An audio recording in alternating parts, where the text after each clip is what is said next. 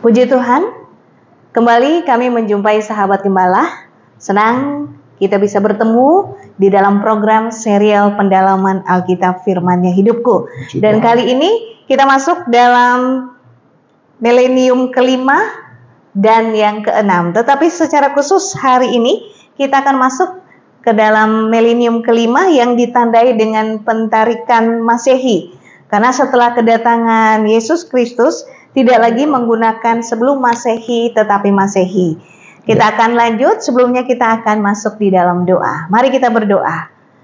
Kami mengucap syukur Tuhan untuk kebaikan-Mu yang Kau nyatakan kembali di hari ini bagi kami, untuk kami sama-sama belajar dari firman-Mu tentang peta zaman. Tuhan menolong kami, Tuhan juga memberkati hamba-hamba-Mu, sehingga lewat pembelajaran Alkitab kami saat ini, kembali kami dibekali, kembali kami bertambah wawasannya dan juga iman kami semakin kuat di dalam Tuhan. Terima kasih Tuhan, kami memulai pendalaman Alkitab saat ini di dalam nama Tuhan Yesus Kristus. Haleluya, amin. Puji Tuhan, sahabat gembala, kita sama-sama melihat khusus di milenium 5 dan 6 ini, kita akan sama-sama menyoroti tentang pekerjaan Roh Kudus dalam era pemulihan gereja. Dan ini merupakan proses yang dinamis dan berkelanjutan. Karena kemudian kalau kita lihat dari proses ini, maka disinilah iman yang sejati dikembalikan ke asalnya, dan juga pembaharuan komitmen serta mempersatukan kesatuan antara orang percaya. Harapan kami, sahabat gembala semakin terbangun imannya dan juga semakin bertumbuh di dalam Tuhan. Sebab slogan kami, orang benar hidup oleh firman. Bersama kami, saya Pendeta Agustini, juga Pagem, Pendeta Haniel van de Krok, kita akan kupas tuntas tentang pekerjaan Roh Kudus di akhir zaman. Puji Tuhan. Kita akan segera mulai, saatnya kita berpetualang menjelajahi Alkitab. Puji Tuhan. Pagem. Ya. Kalau kita hari ini masuk di era milenium kelima ya. Tidak terasa 1, 2, 3 dan hari ini kita kelima. Gitu ya. Dan kalau kita lihat pada era ini terjadinya peristiwa-peristiwa yang tidak lagi berdasarkan pewahyuan ya. Tetapi kemudian peristiwa-peristiwa ini dicatat dalam sejarah. Bagaimana kira-kira kemudian kita menghitungnya? Ya, kita menghitungnya tentu dari nubuat paling akhir ya di dalam perjanjian lama, khususnya dari 2 nabi pasca pembuangan yang kita sudah bahas pada episode yang lalu, ya 2 minggu yang lalu, yaitu Hagai dan Sakaria. Dari kedua nabi ini kita bisa menghitung kemudian tahun-tahun atau peristiwa-peristiwa yang boleh dikatakan masih dapat dipetakan sampai abad pertama Masehi. Ya, abad pertama Masehi saja. Setelah itu, ya tentu ada ada cara perhitungan lain yang mau tidak mau harus kita gunakan, kita sinkronkan dengan fakta-fakta di dalam sejarah. Ya. Nah, hanya yang penting supaya tidak kehilangan benang merahnya ini, bahwa kita belajar peta zaman ini kan untuk melihat perkembangan iman. Iya, dari awal ya. Ya, perkembangan iman sejak manusia jatuh dalam dosa, lalu kemudian Allah memberikan kepada manusia satu kerinduan untuk datang kembali kepada Tuhan.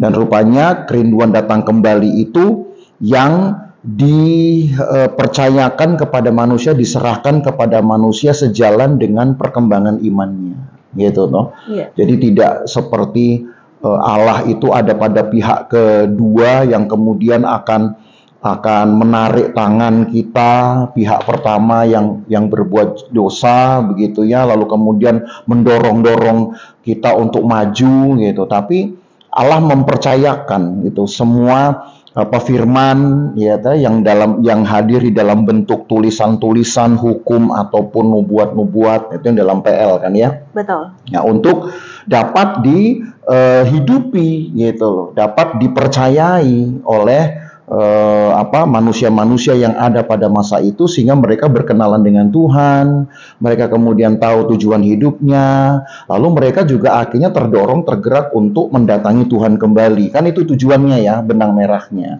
Baik. Gitu. Nah, sampai kemudian kepada periode Masehi ini ya, yang dikenal juga dengan sejarah gereja gitu. Iya Pak Gem, kalau kita kembali nih berdasarkan data-data dalam PL tadi yang seperti Pak Gem juga ungkapkan ya, bicarakan tadi di awal, itu apa sih yang sebenarnya dapat dijelaskan? Ya.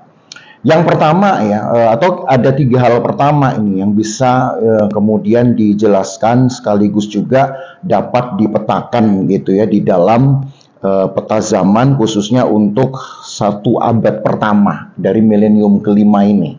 Ya, 1 abad pertama kan 1 milenium punya 10 abad selalu kan begitu. Nah, 1000 tahun ya. Ya, gitu. 1 abad kan 100 tahun berarti.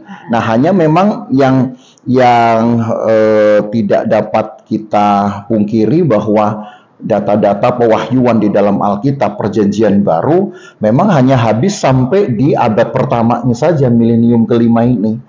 Sementara kita masih punya 9 abad gitu kan. Itu sebabnya tadi saya katakan kita harus sinkronkan itu dengan data sejarah. Tapi tidak lari nanti dari bagaimana kita bisa membuktikan adanya perkembangan iman. Nah, dari catatan Hagai dan Sakaria, setidaknya kita mendapati adanya penggenapan dari nubuat mereka ya, yang kita hitung pada episode lalu. Pelayanan dari Sakaria dan Hagai ini kan berada pada abad 4 sebelum Masehi ya, sekitar tahun 500-an gitulah sebelum Masehi. Lalu kemudian tergenapi. Nah, tergenapinya pada poin mana saja?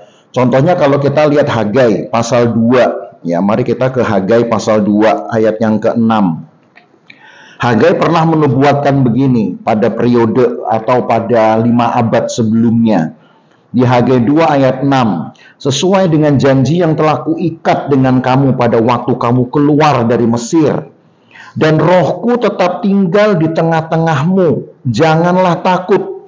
Itu dan seterusnya, karena Hagai membicarakan tentang atau mengkritik mentalitas orang Israel yang melemah ketika mereka menunda atau ketika mereka beristirahat, sebutlah begitu ya, menunda lah sebenarnya lebih tepat, dari pembangunan bait Allah. Nah, Hagai mengingatkan bahwa aku akan tinggal di tengah-tengahmu. Suara yang sama kalau kita ingat yang pernah berbicara kepada Musa, yaitu pada milenium kedua. Kan Musa juga mendapat firman dari Tuhan, bangunlah bagiku tempat supaya supaya aku dapat tinggal di tengah-tengah umatnya, dan jadilah tabernakel gitu. Begitu juga kepada Daud di milenium 3. Kalau kita buat urutannya ya secara singkat, milenium 2 ada pada Musa tabernakel, milenium yang keempat ada pada Daud ya dengan bait Allahnya. Nah, di paruh kedua dari milenium 4 itulah ada Hagai dan Sakaria ya, di paruh keduanya. Jadi setengah milenium terakhir itu mengingatkan kepada orang Israel, sebutlah dengan bahasa yang santai begitu ya. Kita berkata ini, Israel, Tuhan itu aku ini akan tinggal gitu. Dan kepada Hagai diingatkan, loh, rohku akan tinggal. Dan terjadi enggak itu? Terjadi ketika Yesus datang gitu.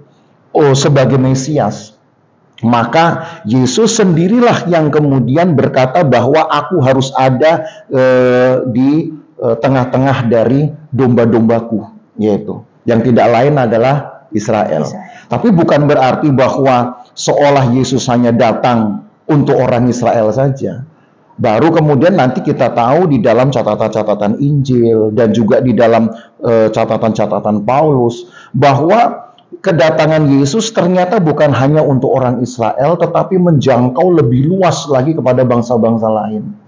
Artinya bahwa apa yang Tuhan rindukan untuk tinggal bersama-sama dengan umatnya, itu tidak terarah atau tidak terfokus kepada umat Israel, tapi juga kepada umat yang lain, sebutlah begitu ya. Jadi umat, ya betul. Umat baru, jadi lebih skalanya lebih global.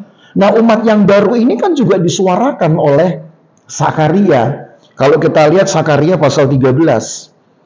Nah, tadi kan Hagai ya tentang kerinduan Tuhan untuk tinggal bersama-sama dengan umatnya. Tapi umat yang mana? Apakah hanya Israel? Ternyata tidak. Umatnya ini ternyata umat yang sudah lebih lengkap, lebih luas gitu.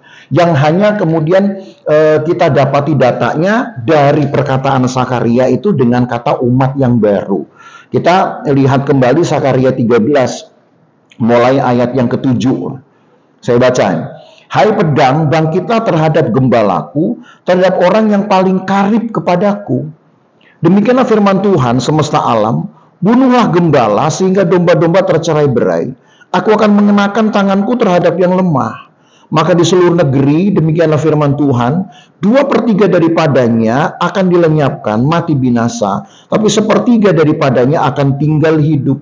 Aku akan menaruh yang 1/3 itu dalam api, dan akan memurnikan mereka seperti orang memurnikan perak. Aku akan menguji mereka seperti orang menguji emas. Mereka akan memanggil namaku, dan aku akan menjawab mereka. Aku akan berkata, mereka adalah umatku, dan mereka akan menjawab, Tuhan adalah Allahku.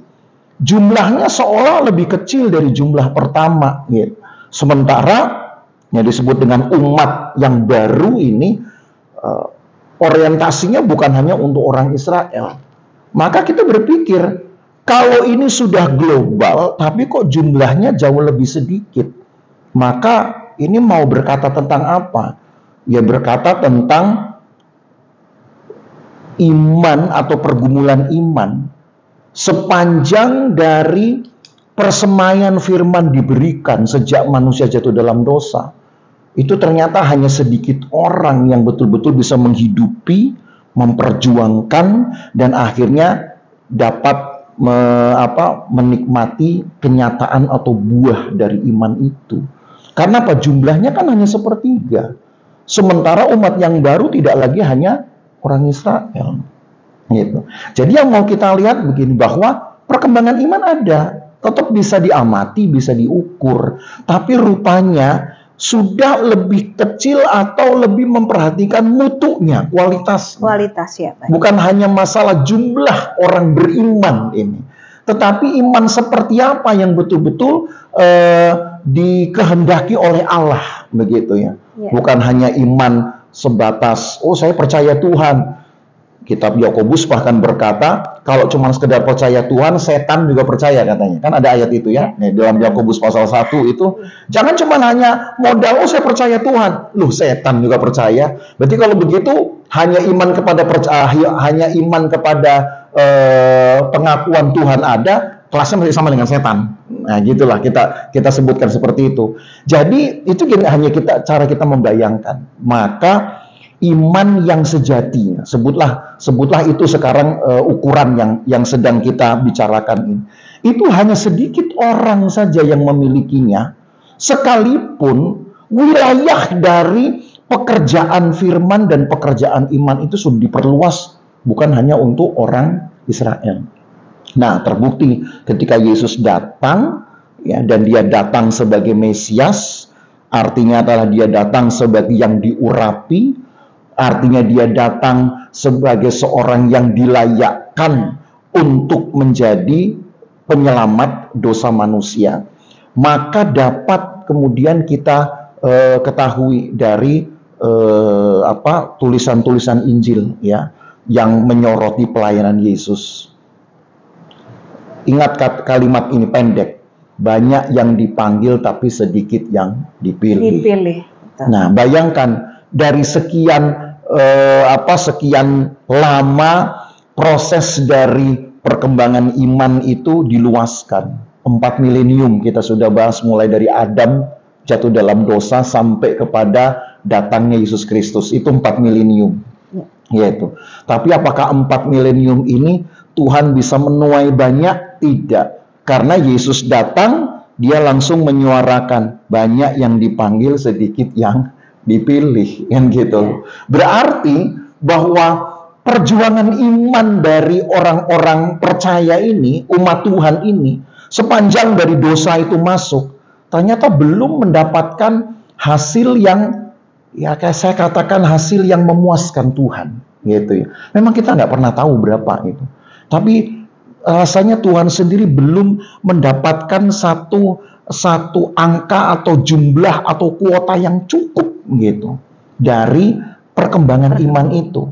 Karena Yesus datang, kelompok pertama yang menolaknya adalah umatnya sendiri. Bayangkan itu. Gitu. Lalu kemudian hal yang kedua, kalau tadi yang pertama kan kita soroti tentang kedatangan Yesusnya. Nah, hal yang kedua adalah pelayanan atau perkembangan iman setelah Yesus naik ke sorga. Karena itu juga penting. Ya kan? Apa yang bisa kita lihat setelah Yesus naik ke sorga? Paling tidak yang kita dapat kumpulkan data-datanya adalah dari tulisan rasul-rasul. Yang pertama Paulus, ya, kalau kita lihat di dalam 1 Korintus pasal yang ke-15. Kalau kita lihat 1 Korintus pasal 15, ayat yang ke-14. Lalu loncat juga ayat 17. Ditulis begini. Tetapi andai kata Kristus tidak dibangkitkan, maka sia-sialah pemberitaan kami dan sia-sialah juga kepercayaan kamu. Ayat 17-nya, dan jika Kristus tidak dibangkitkan, maka sia-sialah kepercayaan kamu dan kamu masih hidup dalam dosamu. Jadi rupanya iman itu baru bisa disebut hidup, baru disebut kemudian punya manfaat, punya potensi mendatangkan manfaat besar kalau Kristus bangkit. Kan begitu ayatnya, ya. Kalau tidak dibangkitkan maka semua jadi sia-sia. Ya, seolah kita berkata, wah, kematian Yesus nggak ngefek. Kematian Yesus mengampuni dosa. Kematian Yesus itu kan boleh dikatakan meniadakan hukuman atas dosa. Meniadakan atau membatalkan maut, pekerjaan maut, gitu. Bagi orang-orang berdosa, itu kematian Yesus. Tapi pada momen kebangkitannya, iman mendapatkan porsi di sana untuk tumbuh kembang dan menghasilkan buah atau kenyataannya. Kenyataan iman. Iya. Dan itu paling tidak itu yang kemudian bisa kita jadikan dasar perhitungan sejauh mana perkembangan itu dapat dipetakan. Nah, ketika kita melihat catatan dari Lukas di dalam Kisah Rasul pasal yang ke-3, kalau kita lihat Kisah Rasul pasal 3 ayat 21, dari sinilah kita dapat memulai sebuah perhitungan dari pentarihan di milenium kelima ini tentang perkembangan iman. Karena Kisah Rasul pasal 3 21 tertulis begini. Kristus itu harus tinggal di sorga sampai waktu pemulihan segala sesuatu yang difirmankan Allah dengan perantaraan nabi-nabinya yang kudus di zaman dulu. Ada dua indikator di sini yang menghubungkan antara masa perjanjian lama dan masa perjanjian baru. Indikator yang pertama ditulis yaitu waktu pemulihan atas segala sesuatu. Berarti ini kan ke depan. Ya. Lalu indikator yang kedua adalah firman Allah yang sudah diberitakan, yang sudah tersemaikan sejak dari perkataan nabi-nabi yang kudus, gitu. Jadi ada linearitas dan konsistensi dari pekerjaan Allah, baik di dalam perjanjian lama yang 4 milenium pertama dengan perjanjian baru yang akan kita lihat 2 milenium ke depan, termasuk milenium kelima episode ini dan milenium ke-6 episode yang akan datang. Jadi itulah makanya mengapa kita sekarang akan berbicara tentang pekerjaan Roh Kudus dalam era pemulihan. Sebab ternyata ketika zaman baru dihitung 30 Masehi, Jadi baru masuk 30 tahun pertama ini dari periode Masehi tadi. Di situ Yesus sudah naik ke sorga. Dan di situ sudah ada satu konfirmasi bahwa Allah akan memulihkan segala sesuatu. Jadi saya ingin sahabat gembala juga punya perenungan apa yang dipulihkan. Maka bayangan kita, karena ada indikator tadi perjanjian lama kan, firman-firman yang diberitakan dari mulut nabi-nabi. Nabi-nabi, betul. Berarti yang dipulihkan juga adalah kehendak Allah, kerinduan Allah yang sudah diberitakan paling sedikit pada periode milenium keempat. Kenapa saya katakan gitu? Karena di milenium keempat itulah pelayan nabi-nabi mulai silih berganti, begitu ya, dalam khususnya di dalam paruh terakhir milenium keempat itu, gitu sampai kepada Hagai dan Sakaria. Nah, jadi artinya yang dipulihkan itu adalah kepercayaan dari umat Tuhan dulu. Itu yang penting, karena tanpa kepercayaan ini, tadi Paulus bilang, sia-sialah semua, pemberitaan kami pun jadi sia-sia. Bahkan jangan-jangan tanpa adanya respon iman, pekerjaan Allah sendiri pun terlihat menjadi seperti sia-sia. Memang kita percaya pekerjaan Allah tidak mungkin sia-sia. Tapi artinya kepada orang yang dituju, pekerjaan Allah itu akan menjadi sia-sia kalau orang yang dituju tidak menghidupi, tidak memiliki iman. Meyakini pekerjaan Allah ya, begitu ya. Gitu. Nah, baru yang ketiga, setelah kemudian pekerjaan Allah dalam memulihkan segala sesuatu dimulai, maka bertindih tepat saya katakan dengan manifestasi Roh Kudus. Nah, itu yang kemudian kita kenal dengan Pantekosta.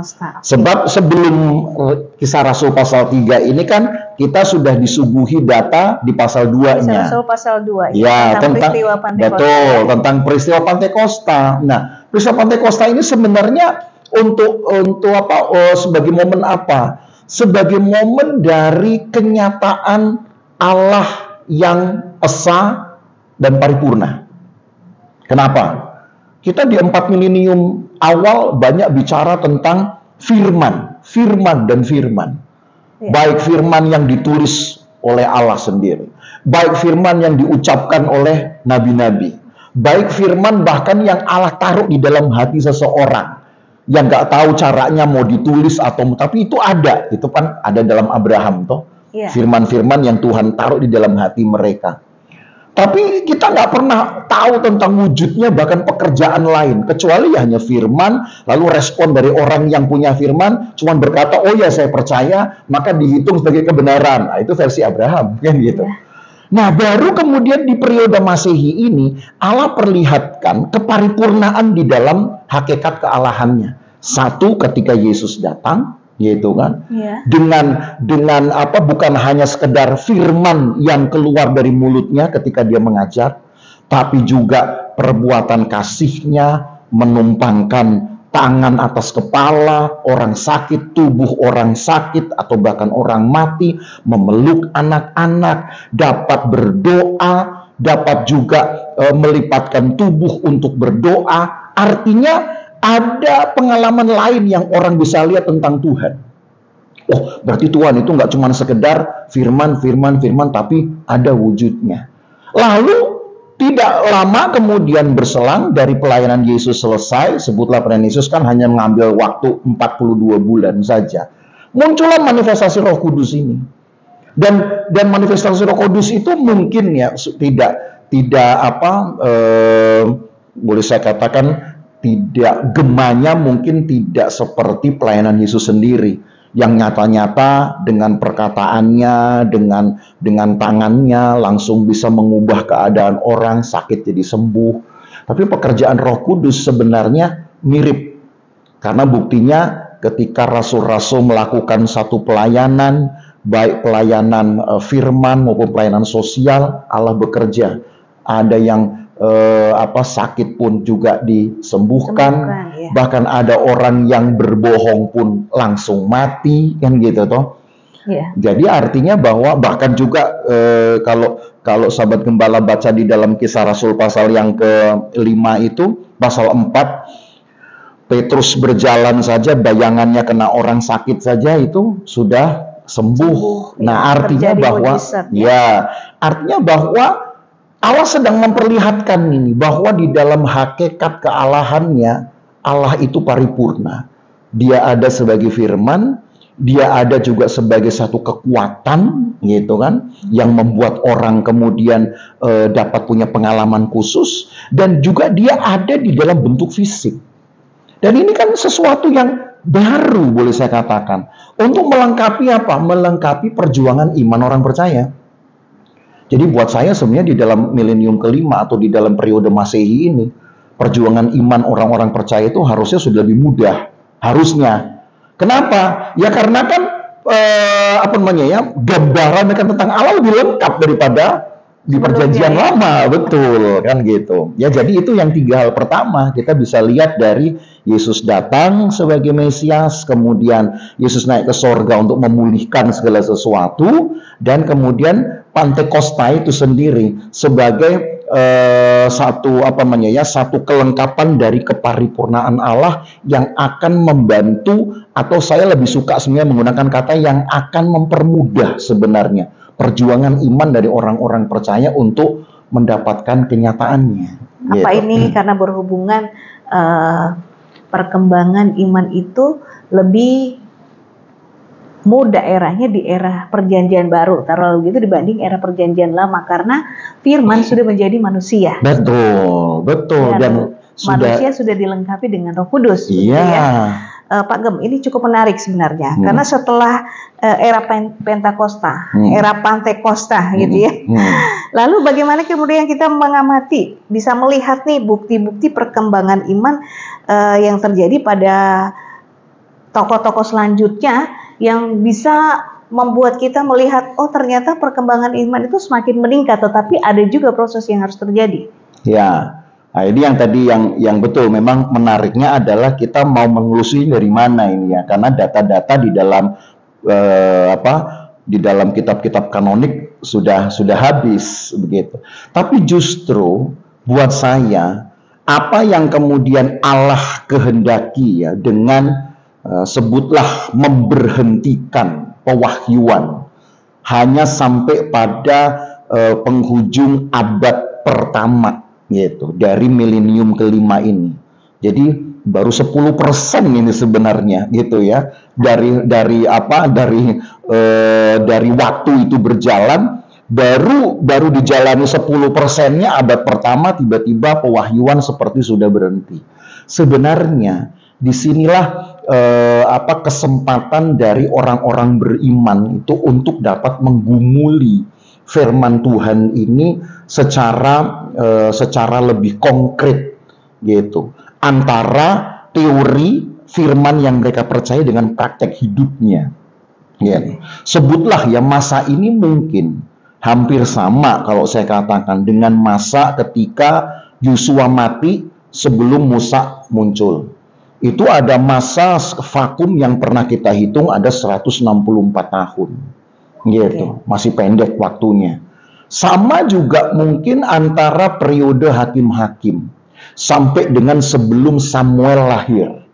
Itu ada sekitar 300 tahun, jauh lebih lama gitu. Tetapi ya masih 3 abad gitu. Dan mungkin juga bisa kita katakan sama seperti ketika Tuhan kemudian menghentikan firman-Nya selepas Nabi Maleakhi bersuara, dan itu ada sekitar 400 lebih lah ya, kita bisa sebut 450 tahun, lebih lama lagi ya dari periode yang hakim-hakim. Tapi yang perlu diingat, periode-periode ini ditandai justru dengan kemerosotan. Sementara di dalam periode perjanjian baru, tandanya beda, bukan kemerosotan, tetapi tandanya adalah manifestasi pekerjaan Allah. Harusnya kesempatannya lain, gitu. Dan kalau kemudian ditelusuri, ya, di dalam satu contoh saja, seperti yang Petrus pernah katakan, ini kritiknya Petrus kepada orang-orang Yahudi. Saya ambil ini langsung dari 2 Petrus pasal 3 ayat yang ke-16. 2 Petrus pasal yang ketiga ayat yang ke-14 lah sampai 16, supaya sahabat gembala mendapat gambaran yang lebih komplit. Akurat ya. 2 Petrus pasal 3 dari ayat 14 sampai 16. Sebab itu saudara-saudaraku yang kekasih, sambil menantikan semuanya ini kamu harus berusaha supaya kamu kedapatan tak bercacat dan tak bernoba di hadapannya dalam perdamaian dengan Dia. Anggaplah kesabaran Tuhan kita sebagai kesempatan bagimu untuk beroleh selamat. Nah, saya berhenti di sini. Kesabaran Tuhan ini apa? Kesabaran Tuhan ini adalah masa yang rasul-rasul yakini Allah sudah tidak lagi berfirman. Tapi Allah sedang menunggu apakah terjadi pemaksimalan sebuah perjuangan iman, dan iman itu dihidupi. Maksimal enggak itu? Gitu. Jadi pada intinya di masa ini Allah sedang menunggu hasilnya, begitu ya? Apakah iman yang tadinya firman yang kemudian diberitakan, disampaikan, apakah kemudian juga dihidupi untuk menghasilkan karakter? Iya. Jadi sebenarnya dengan kata lainnya kita bisa melihat bahwa ada periode kepercayaan Allah ini atas orang-orang pilihan itu sebagai orang-orang dewasa. Coba bandingkan ya. Ini tiba-tiba saja ini saya terpikirkan ini. Kita bandingkan begini. Di dalam 4 milenium awal di periode perjanjian lama, Allah itu berurusan itu sepertinya intensif sekali gitu. Melanggar, kasih firman, bertobat. Terjadi pelanggaran, kasih firman, bertobat, gitu ya. Silih bergantilah, nggak dari Yosua, nanti muncul Samuel, nanti muncul nabi-nabi, kan begitu ya. Jadi seperti Allah tuh memanjakan sekali nih umat Tuhan ini. Oh, kamu bikin salah, yaudah saya kasih firman Tuhan supaya kamu bertobat dengan cepat, nanti saya ampuni. Bersalah lagi, oke, saya benerin lagi, kayak dimanjakan. Ya, ini kan orientasi ya, orientasi pemahaman. Tapi coba lihat di dalam perjanjian baru. Begitu orang mau bikin dosa, Tuhan nggak langsung berfirman. Ya percaya aja yang you bikin itu memang seperti Paulus bilang, apakah yang kamu buat itu berguna atau tidak? Nah gitu toh. Kata Paulus. Jadi pada dasarnya dikembalikan pada orang percaya sendiri begitu ya. Setelah firman yang disampaikan oleh Allah dalam tiap periode, tiap waktu gitu ya, sampai kemudian Allah hadir dalam wujud manusia, lalu kemudian memberikan Roh Kudusnya. Artinya sebenarnya ini include ya. Ya, Roh Kudus kan yang kalau itu betul-betul dihidupi, harusnya kan Roh Kudus dapat maksimal juga bekerja dalam diri orang percaya untuk apa? Mengingatkan, menginsafkan akan dosa, mengingatkan kebenaran. Jadi nggak perlu lagi kasih lagi, kemudian tertegur, kemudian tertemplak, bertobat. Setelah itu aman, melanggar lagi gitu kan. Jadi sebenarnya kalau kita lihat ya Pak Gem, ini pola yang baru yang kemudian Allah terapkan bagi umatnya dengan memberikan firman dan Roh Kudus ini secara lengkap ada dalam kehidupan orang yang percaya. Harusnya ini secara ideal ya sahabat gembala, bahwa orang percaya mampu menghidupi imannya dan mengalami perubahan, mengalami pembaharuan sehingga memiliki kualitas iman. Ya itulah dia. Jadi saya tadi katakan justru Allah itu seperti memperlakukan orang-orang percaya pada periode Masehi ini itu seperti orang dewasa, sudah menjadi orang dewasa yang nggak perlu selalu harus saya omongin dong gitu. Tapi apa yang pernah kamu dengar dulu itu aja hidupi, kan sudah ada Roh Kudus. Kamu merasa diingatkan nggak dengan Roh Kudus atau tidak? Jangan-jangan Roh Kudus pun tidak kamu hidupi. Nah, seperti itu yang terjadi gitu. Maka Petrus berkata, ini saya lanjutkan ya. Tadi kita kan baru baca sampai ayat 15. Ya. Anggaplah kesabaran Tuhan itu sebagai kesempatan bagimu untuk beroleh selamat. Seperti juga Paulus, saudara kita yang kekasih, telah menulis kepadamu menurut hikmat yang dikaruniakan kepadanya. Jadi Petrus menyinggung soal Paulus dan tulisan-tulisannya maksudnya, yang banyak sekali mengupas atau banyak memuat tentang pengajaran, tetapi lihat reaksinya. Ayat 16, reaksi orang-orang Israel khususnya. Hal itu dibuatnya dalam semua suratnya apabila ia berbicara tentang perkara-perkara ini dalam surat-suratnya itu ada hal-hal yang sukar difahami, sehingga orang-orang yang tidak memahaminya dan yang tidak teguh imannya, persoalannya kan bukan ajarannya, tapi imannya, kan begitu toh, ya. Yang tidak teguh imannya memutarbalikannya menjadi kebinasaan mereka sendiri, sama seperti yang juga mereka buat dengan tulisan yang lain. Artinya setelah abad kedua, tadi kita bicara abad pertama itu dari pewahyuan terakhir, tapi setelah abad kedua ada satu laporan. Nah ini memang tadi saya katakan mau tidak mau kita harus menambahkannya kepada fakta-fakta sejarah. Tapi ada sebuah laporan yang dapat dikumpulkanlah oleh orang-orang saleh gitu, yang tidak lain adalah imam-imam di gereja timur, ya, di gereja, artinya gereja timur itu karena dulu kan Roma kan membagi dirinya atau terbagi menjadi timur dan barat begitu. Nah, di gereja-gereja timur gitu, Roma Timur ini kemudian tumbuhlah gereja-gereja gitu kan juga. Jadi kemudian dikenal dengan gereja-gereja timur. Itu sudah mulai memegang Injil, lalu Kisah Rasul, khususnya Injil itu Lukas, ya. Lalu kemudian Kisah Rasul dan 10 dari 13 tulisan Paulus, 10 diantaranya itu sudah mereka pegang sebagai pedoman iman. Itu bayangkan, itu mulai berakhirnya abad kedua.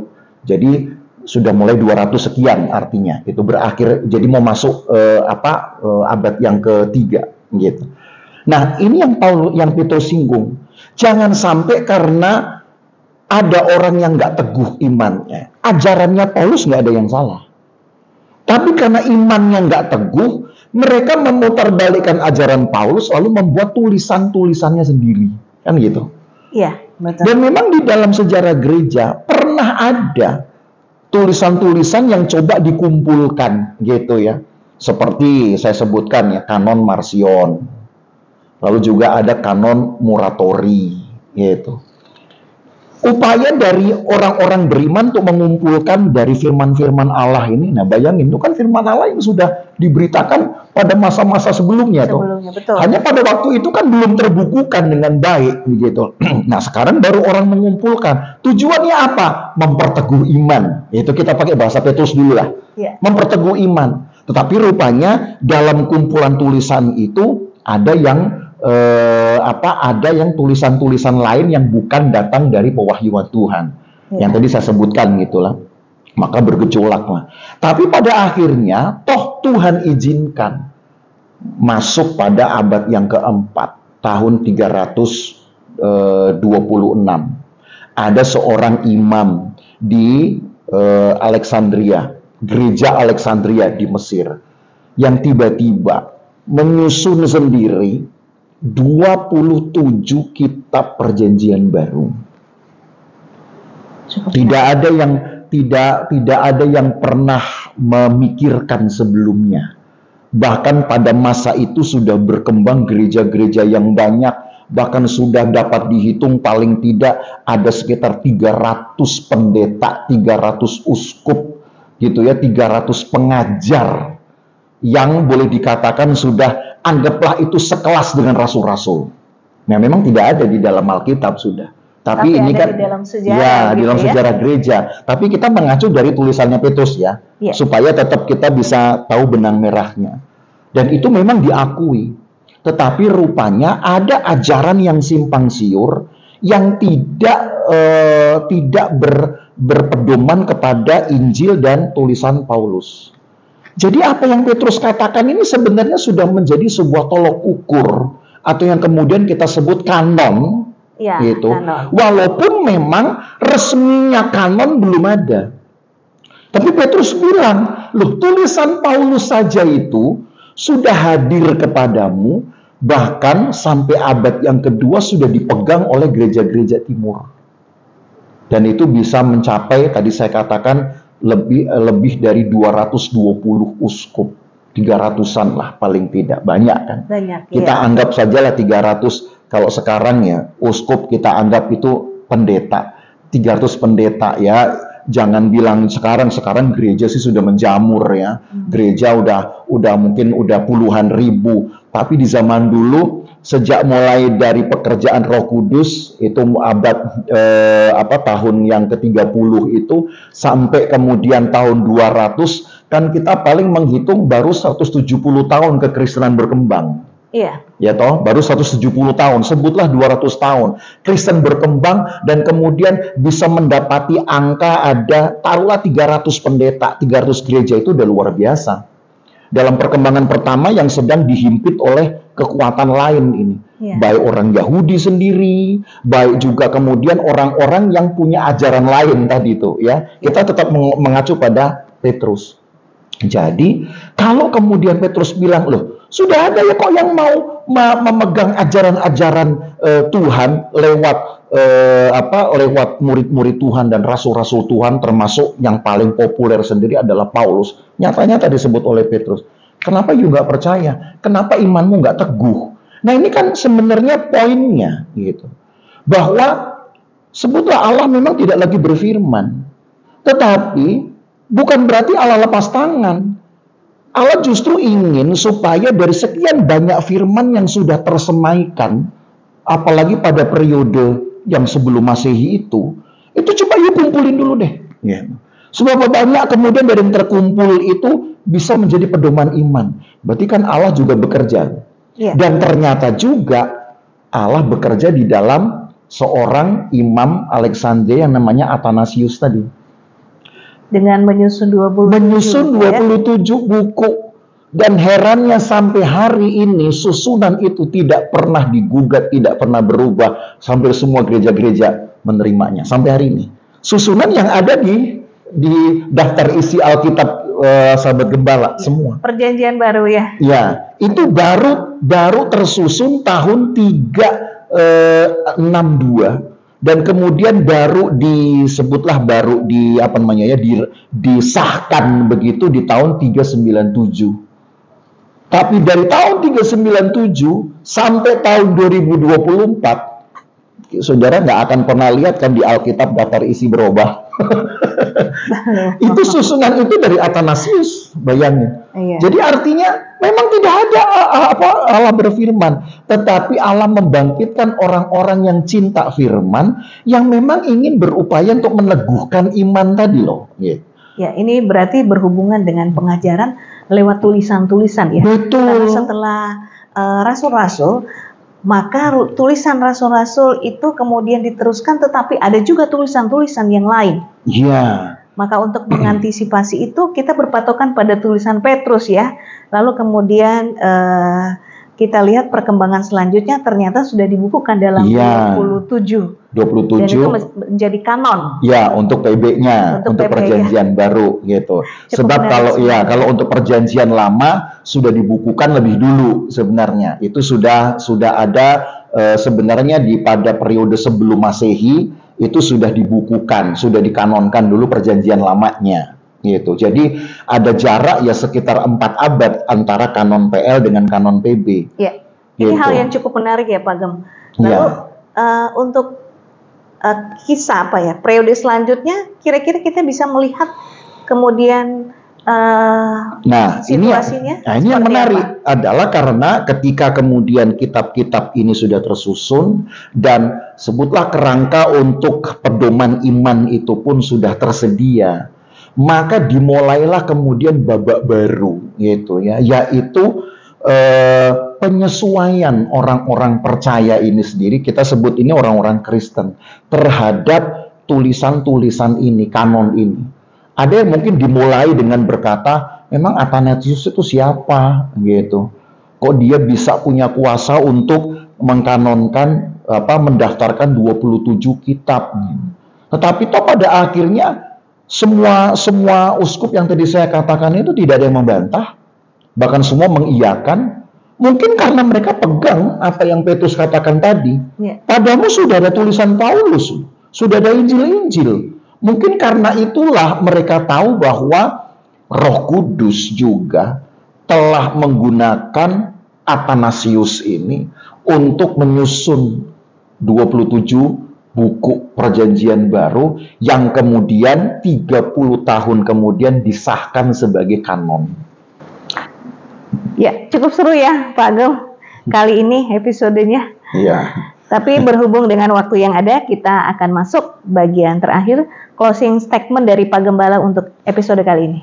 Ya, saya mengambil catatan dari Petrus tadi ya, 2 Petrus 3 ayat 16, bahwa iman kita lah yang tetap harus kita jaga ya, dan harus kita perjuangkan. Kalau bicara tentang dokumen kebenaran firman Allah, saya pikir kita tidak perlu lagi mempermasalahkan. Kenapa ya? Karena sudah 16 abad ini umurnya sejak kanon itu disahkan di 397 itu ya.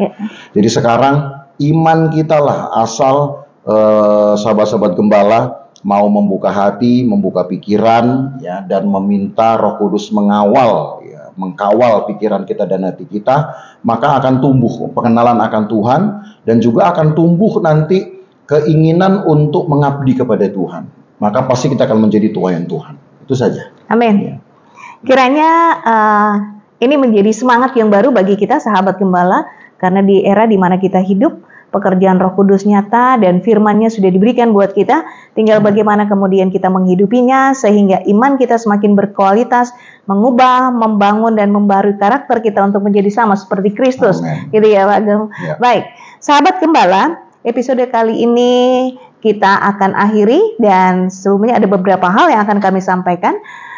Bagi sahabat yang gembala yang sudah merasakan berkat melalui pembelajaran ini, maka kami rindu sahabat gembala juga terlibat untuk bisa mengirimkan link ini kepada saudara, sahabat, atau kenalan, sehingga mereka juga bisa belajar dari kebenaran firman Allah. Dan kami juga menyampaikan bahwa mulai bulan depan, maka episode pembelajaran kita akan berpindah ke channel Firman-Nya Hidupku, dan kita akan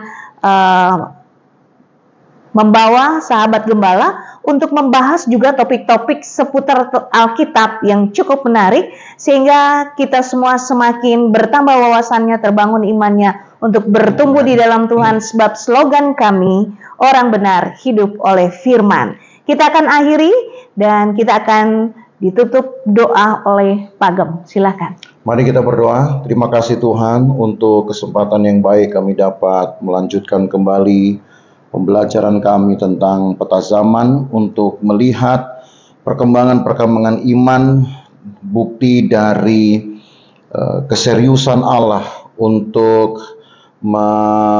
menguji hati manusia, menguji kesungguhan mengikut Tuhan dari kami semua, orang-orang yang sudah percaya kepada Tuhan, supaya kami kelak dapat dituai sebagai teman persekutuan Tuhan dan layak menerima mahkota kehidupan. Tuhan tolong sahabat gembala dimanapun mereka berada, berkati mereka yang sudah menjadi bagian dari pelajaran Alkitab Firman-Nya Hidupku, berkati juga mereka yang sudah berkorban, membagi berkat mereka untuk program ini.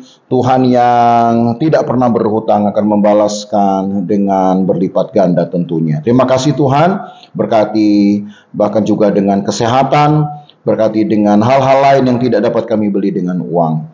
Maka sahabat gembala dimanapun engkau berada, terimalah berkat dari Allah Bapa, kasih sayang dalam persekutuan dengan anaknya Yesus Kristus, dan penyertaan Roh Kudus pemelihara kita dari hari ini sampai selama-lamanya. Dan berkat ini kita terima dalam nama Tuhan Yesus Kristus. Haleluya. Amin. Puji Tuhan. Sampai jumpa di episode berikutnya. Tuhan Yesus memberkati.